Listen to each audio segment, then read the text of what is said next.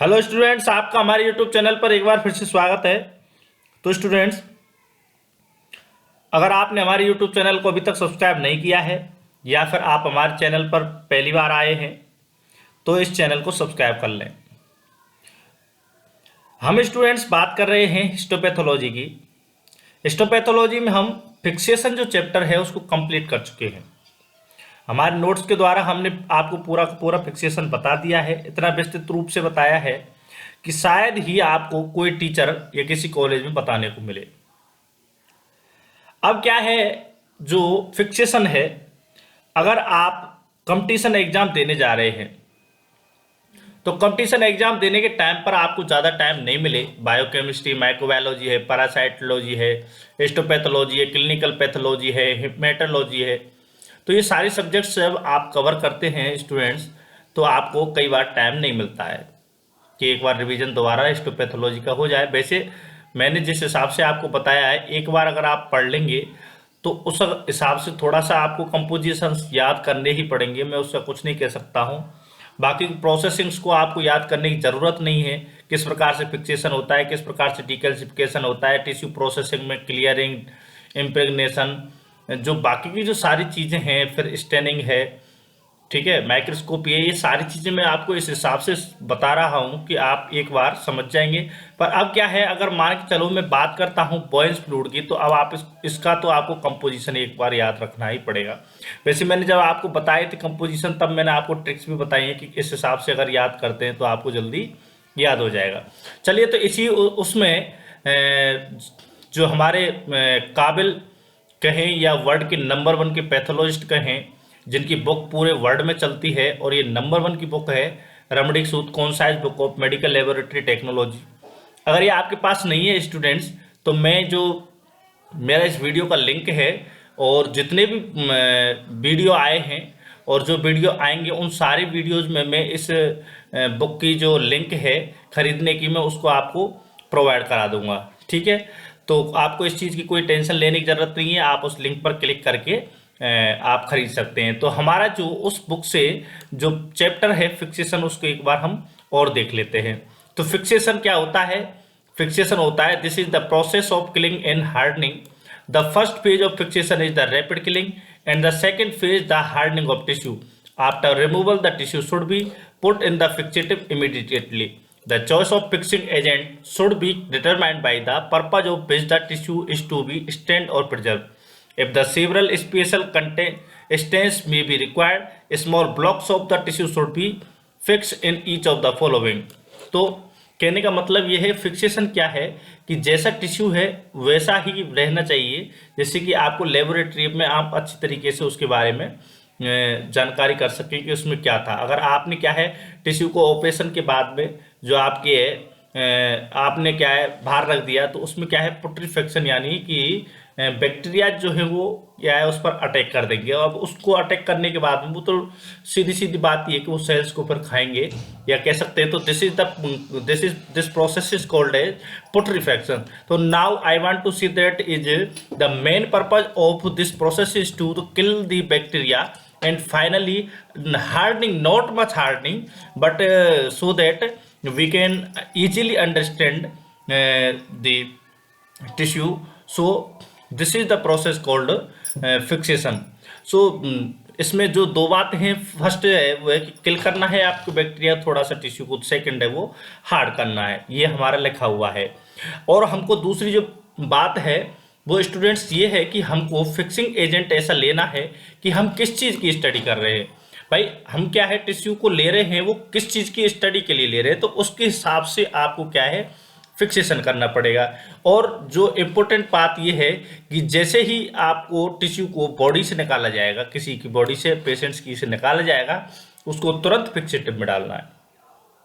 ठीक है, तो इसी कड़ी में अगर क्या है कुछ स्मॉल ब्लॉक्स भी जो हैं, ऐसा नहीं है पूरा, कई में पूरा ऑर्गेन ही निकाला जाता है, जिसकी मैंने टाइप ऑफ स्पेसिमेन की बात की थी। तो किसी में पूरा ब्लॉक जो पूरा ही टिश्यू निकाला जाता है, किसी में स्मॉल ब्लॉक्स हैं। तो अगर हम सेक्शंस की बात करते हैं तो उनको क्या है जिस सेक्शन के हिसाब से है, जिसकी स्टडी है उसके हिसाब से हम उनको फिक्सेशन में डालेंगे। तो इसी में जो फिक्सेटिव हैं कुछ अगर स्मॉल ब्लॉक्स हैं, 10% न्यूट्रल फॉर्मेलिन है, ऐसे कुछ फिक्सेटिव्स हैं जो काम में कंटिन्यूसली लिए जा रहे हैं। और 10% जैसे फॉर्मेलिन है, जेंकर फ्लूइड है, बॉयंस फ्लूइड है, एब्सोल्यूट एल्कोहल और कार्बोनेट फ्लूइड है। तो देखिए ये जो लिखे हुए हैं ना स्टूडेंट्स, ये तो आपको याद करने ही है, इनका कंपोजिशन रखना ही है। इस वीडियो को इसलिए मैं इंपॉर्टेंट बता रहा हूं क्योंकि कुछ भी याद अगर आपको फिक्सेशन में नहीं रहे तो इस वीडियो को जरूर आप याद रखें। इस वीडियो को मैं ये कहूँगा, मेरा खुद का सेल्फिशनेस या वीडियो को व्यू और उससे नहीं है, मैं आपके फायदे के लिए कह रहा हूँ कि स्टूडेंट जब भी आपको मौका मिले ना तो इस वीडियो को एक बार आप अच्छी तरीके से जरूर देख लें। ठीक है। Block should be cut thin, blocks जो है वो थिन कट होने चाहिए। Enough so that the fixing fluid will penetrate, penetration जिससे अच्छी तरीके से हो और कम टाइम में हो। ब्लॉक्स को इस हिसाब से आपको टिश्यू को बनाना है। इसकी जो जो कितनी थिक होनी चाहिए वो होनी चाहिए 0.5 सेंटीमीटर थिक होनी चाहिए। और इसको 20 टाइम्स इसको वॉल्यूम किसका होना चाहिए, फिक्सेटिव का। तो ये क्वेश्चन कई बार एग्जाम से पूछा गया है और अब फिर भी पूछा जा सकता है कि कितना वॉल्यूम होना चाहिए फिक्सेटिव का। तो 20 टाइम्स, यानी कि अगर आपका 5 सेंटीमीटर का है तो भाई साहब आपको उस हिसाब से 20 गुना उसका फ्लूइड बनना है उसमें। ठीक है। और जो थिक है वो 0.5 सेंटीमीटर से ज़्यादा नहीं होना चाहिए, जिससे इजीली पेनिट्रेट हो जाए और रैपिड हो जाए, टाइम कम लगे। ठीक है। 10% formalin is the most widely use fixative, it is compatible with most stain. तो ये क्या है, जो 10% फॉर्मेलिन है ये ज़्यादातर इसलिए यूज किया जाता है कि ऑलमोस्ट जितनी भी स्टेनिंग्स होती हैं या स्पेशल स्टेनिंग्स हैं वो आसानी से होती हैं और ये अच्छी जो ब्रिलियंट स्टेनिंग आती है इसकी वजह से। ठीक है। तो ये मोस्टली यूज किया जाता है, ये भी एग्जाम में आ सकता है। Length of fixation depends on the size of the block. तो जैसा ब्लॉक होगा उसके हिसाब से उसकी फिक्सेशन का टाइम है वो उतना ही लगेगा। तो 10% फॉर्मेलिन है। 10% फॉर्मेलिन किस प्रकार से बनाया जाता है, फॉर्मेल्डिहाइड जो होता है 37 से 40% का कंसंट्रेशन वाला फॉर्मेल्डिहाइड 100 सीसी लेंगे। टैप वाटर जो है उसको 900 सीसी लेंगे। तो इस हिसाब से इसका 10% कंपोजिशन बन जाएगा। इसी प्रकार से अगर बफर न्यूट्रल फॉर्मेलिन सॉल्यूशन करेंगे तो वही है, दोनों यहाँ तक तो सेम है, लेकिन सोडियम फॉस्फेट मोनोबेसिक वो 4 ग्राम और सोडियम फॉस्फेट डाइबेसिक 6.5 ग्राम। तो ये आपको ध्यान रख लें बफर में, यानी बफर न्यूट्रल से आपको ध्यान रखना है कि बफर जो है डाला जाएगा उसमें। तो बफर मोनो डाइबेसिक डाले जाएंगे 4 और 6 ग्राम। ठीक है। जेंकर अगर फ्लूइड की बात करते हैं मोस्ट इंपोर्टेंट है। Distil water 100 cc, mercury chloride 50 gram and potassium dichromate 25 gram, sodium sulphate 10 gram. Add 5 cc of glacial acetic to 95 cc of Zenker fluid. तो 100 में से क्या है, अगर हम लेंगे 95 सीसी जो है उसमें क्या है 5 सीसी ग्लेशियल एसिटिक, इस हिसाब से आपको डालना है। ये इस प्रकार से जेंकर फ्लूइड का कंपोजिशन है।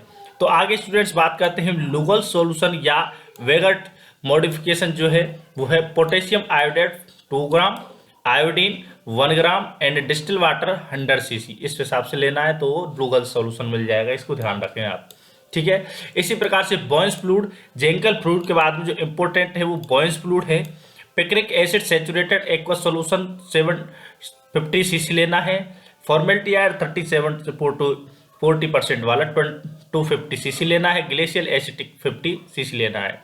ये बॉयंस फ्लूइड है। इसी प्रकार से कार्नोइज फ्लूइड, तीसरा जो इंपॉर्टेंट स्पेशल है वो है Carnoy's fluid. Absolute alcohol 60 cc, chloroform 30 cc, acetic acid glacial जो है 10 सीसी लेना है।